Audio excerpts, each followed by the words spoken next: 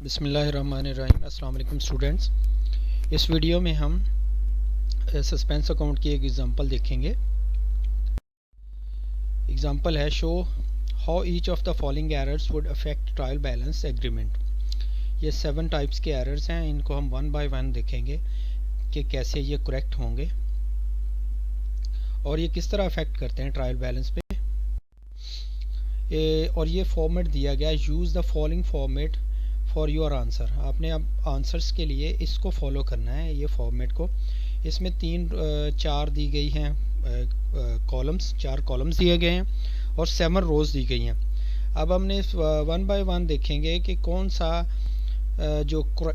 सा एरर किस पे इफ़ेक्ट करेगा। अब फर्स्ट है जी, आइटम्स दी गई है। ये फर्स्ट जो कॉलम है इसमें 1 2 3 4 5 6 7 और ये फर्स्ट उसके बाद है जो जिसमें कुछ नहीं लिखा हुआ, if no effect state no.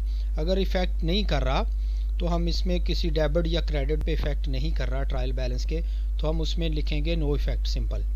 और नेक्स्ट है debit side exceeds credit side by amount shown. अच्छा, अगर डेबिट साइड एक्सीड कर रही है क्रेडिट से तो उसकी अमाउंट भी हमने शो करनी है। इसी तरह लास्ट में है कॉलम में, credit side exceeds debit side by amount shown, और उसकी अमाउंट भी हमने शो करनी है अगर क्रेडिट साइड एक्सीड कर रही हो डेबिट से।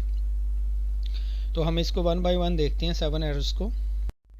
ये हमने वही कॉलम्स बना लिए हैं। इसमें errors will affect the trial balance के कैसे एरर्स ये अफेक्ट करेंगे ट्रायल बैलेंस पे। इसमें सबसे पहले एरर देखेंगे हम। ये फर्स्ट एरर है, इसमें computer repairs £184 was debited to the computer account. इसमें कंप्यूटर रिपेयर करवाया था, उसको हमने कंप्यूटर अकाउंट में, एसेट अकाउंट में डेबिट कर दिया।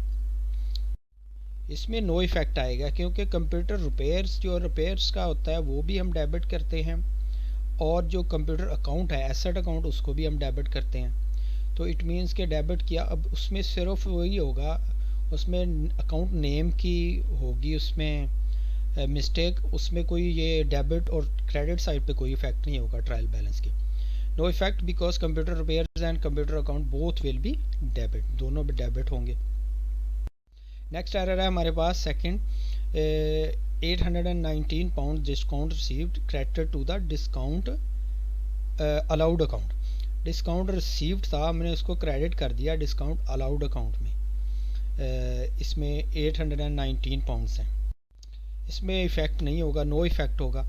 No effect because discount received is also credit. अब हमने उसके नेम को सिर्फ कर दिया, डिस्काउंट रिसीव्ड एक्चुअली में क्रेडिट होता है, हमने उसको सिर्फ उसका नेम जो है ना डिस्काउंट रिसीव्ड की जगह डिस्काउंट अलाउड लिख दिया, इसलिए क्रेडिट या डेबिट साइड पे इफ़ेक्ट नहीं होगा।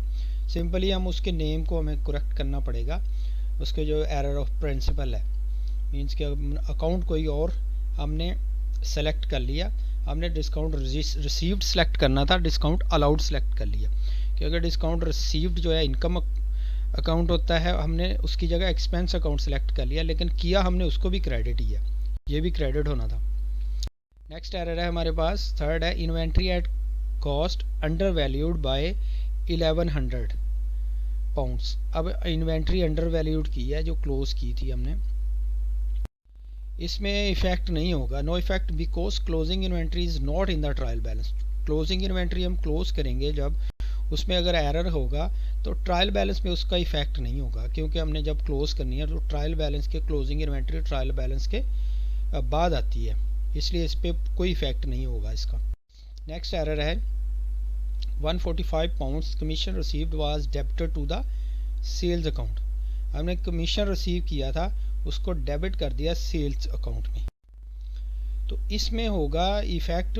जो कमीशन रिसीव्ड है उसको हम क्रेडिट करते हैं क्योंकि ये हमारी इनकम होती है, कमीशन रिसीव करते हैं जब, तो ये डेबिट साइड पे चूंकि कर दिया, हमने इसको क्रेडिट करना था 145, तो एक्चुअली में क्रेडिट करना था, जब उसको डेबिट कर दिया तो डबल डेबिट एक्सीड हो जाएगा। मींस 145 हमने क्रेडिट करना था, जब डेबिट साइड पे कर दिया 145 तो उस पर इफ़ेक्ट होगा 145, ये वैसे कम हो जाएंगे क्रेडिट। अब जब हमने डेबिट साइड पे उसको लिख दिया 290 हो जाएंगे, तो इट मीन्स के पहले वो डिक्रीज़ हुआ, जब हमने इसको डेबिट साइड पे कर दिया 290 का डिफरेंस आ जाएगा, 290 मीन 145 डबल हो जाएगा।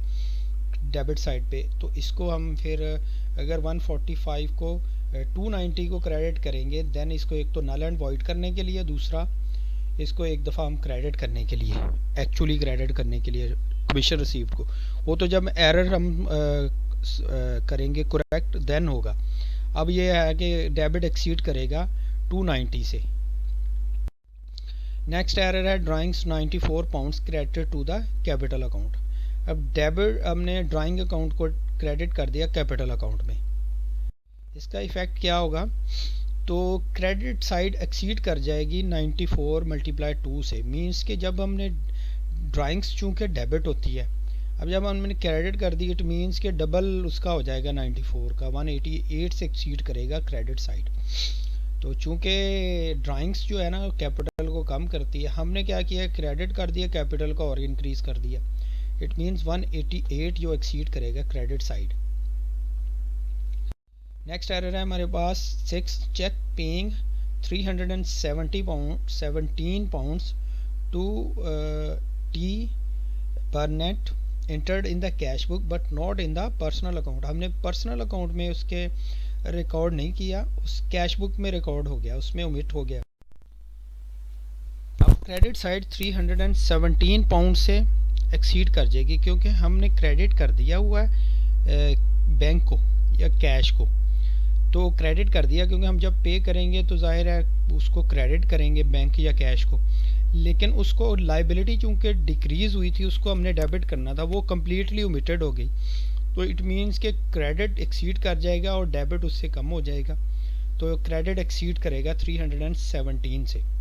तो जब हम इसको करेक्ट करना चाहें एरर को, तो ओमिटेड जो एंट्री है उसको हम रिकॉर्ड कर देंगे, देन इक्वल हो जाएंगे।